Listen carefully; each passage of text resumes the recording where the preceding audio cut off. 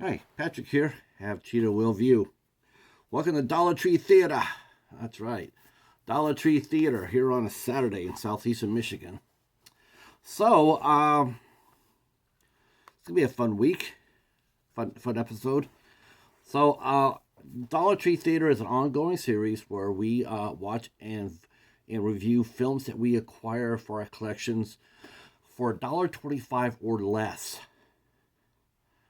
So they could be Dollar Tree, they could be disc replay, yard sales, anywhere where you get your movies for $1.25 or less counts as Dollar Tree Theater, at least for me. This series was started by our good buddy Hobbs Horror, and yeah, it's been a lot of fun so far. So this movie we're going to be talking about is an episode of the series Masters of Horror that came out in 2005, I believe. 2005. It's an anthology series that ran for 2 years, two episodes of 13 apiece. It was created by Mick Garris, and it features some of the best horror directors working at that time in creating episodes for the show. I've actually got two of the episodes already, and then I found this one at Disc Replay, and I got it for $1.11. So this is Jenifer. This is the fourth episode of the first season. This was written by Steven Weber, who also plays the cop in the movie. And it was directed by Italian horror master Dario Argento. Like I said, it starred Steven Weber, and it stars Carrie Anne Fleming as Jenifer. So this is an episode, and these are basically almost like short films or episodes. They ran for like an hour. I believe when it first came out, it ran on Stars, either Stars or Showtime. I want to say Showtime. So these movies are they're rated R. That's for sure. There's graphic violence and nudity and all sorts of everything associated with horror films. And for Jenifer, this film starts off with a bang as we meet our main hero, Detective Frank Spivey, who's played by Steven Weber. Him and his buddy are having lunch. They're cops. They're having lunch. It looks like maybe they're on a stakeout, based on the food in the car and whatnot.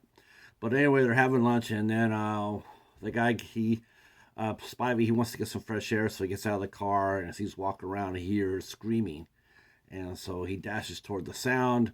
As he's doing that, he looks to get his partner involved, but his partner has turned up the radio, so his partner doesn't hear anything. So Frank has to go in alone, and he comes across a man that is gonna looks like he has a female prisoner, and he's about ready to use a meat cleaver on her. Frank begs him to stop. He doesn't, and Frank pulls the trigger, killing him, mortally wounding him. Frank goes down there and to free his capture, to free the person who's been kidnapped. And as he's looking through the guy's pockets, the guy grabs him and whispers, "Jenifer," and Frank turns around to untie her, and she looks like she's just a wild thing. And what she does is she scratches Frank on the back of the hand, like a cat scratch. So after that, Frank's life slowly begins to go goofy. At the police station, he's told to go see a psych. He has to go see it before he comes back. He goes home. There's high tension between him and his wife and her stepson. And his stepson, they're trying to make it work, but Frank is not. He's agitated. He's extremely agitated. His wife tries to take off a little tension by suggesting they make love, but when Frank he starts seeing visions, he starts seeing his hand, he starts seeing Jenifer, and he attempts to, how do I put it delicately, go where no man has gone before on his wife, and she is not liking it. So anyway, meanwhile, we see the police are trying to interrogate Jenifer But it's hard because she is not only she can't really communicate, but she's horribly disfigured and nobody can really look at her for very long. But Frank is drawn to her. He's drawn to her. He wants to help her. And so he finds out where the girl has been taken to and finds out that she's been taken to a mental institution that isn't like the best. So Frank decides like he's like no, he's not going to let her stay there. It's not her fault what happened and everything else. So he goes to gets her and she immediately recognizes Frank and she clutches onto him and Frank takes him out of there and takes him back to his own house with his son and his wife. And but Frank's wife and his son are not happy about that. And so they are not they want him out. Um, so it's either Jenifer goes or the wife goes. So Frank goes ahead and grabs Jenifer and he's gonna go look for somewhere else to stay. Uh, and that leads her to all sorts of various horrible things, including yes, Jenifer eats a cat. Yeah, that's on this. That's on here. I have to address that. She is killing people. She's killing people. She's eating them, and we see that she is basically what she is. She's a succubus. And this leads Frank to taking her to a cabin, and then he finds out that Jenifer has kidnapped a boy. Excuse me, and has captured him and is killing him by eating his genitals. Well, that snaps Frank in two. Is mentally, he puts a rope around Jenifer, grabs an axe, and he heads on out, and he's going to kill her straight away. As he does, a hunter sees him, what he's about to do, and he shoots Frank. Um, he comes over there, and Frank grabs the guy before he dies, and he whispers Jenifer, and the guy goes ahead and frees Jenifer. Basically, it's a cycle.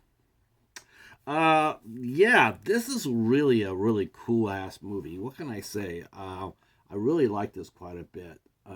It's it's it's a corker. Steven Weber did a nice job with the storyline here.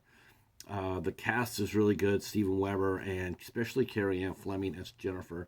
Very good performances. Really strong performances by the both of them. Um, this is a yeah, this is a hard one because I really likened it to VHS um, with the succubus Lily, the succubus on VHS. It has that sort of vibe to it. Of course, this came out before VHS and before Siren, but it's the same premise, except including her face being disfigured. Lily's face was disfigured as well. Whenever she would eat, her face was split in half, and she would eat. And Jenifer's face is also disfigured.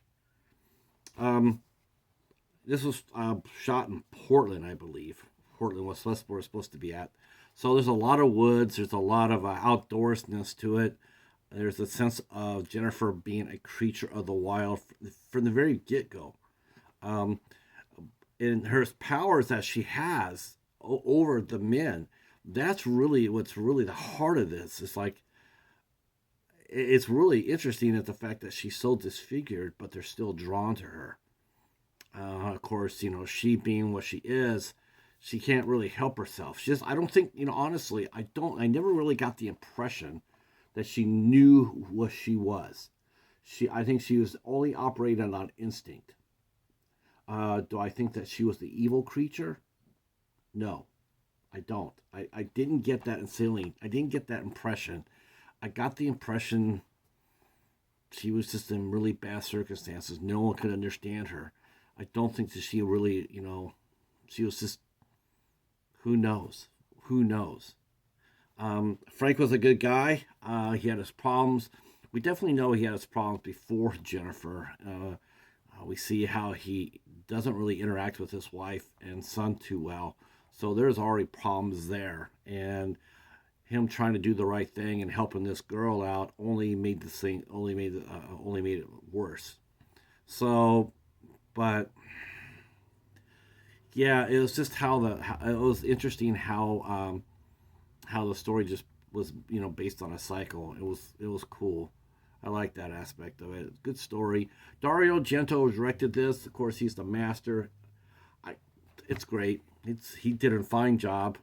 This is a lot better than the last Argento film I reviewed, which was Giallo with Adrian Brody.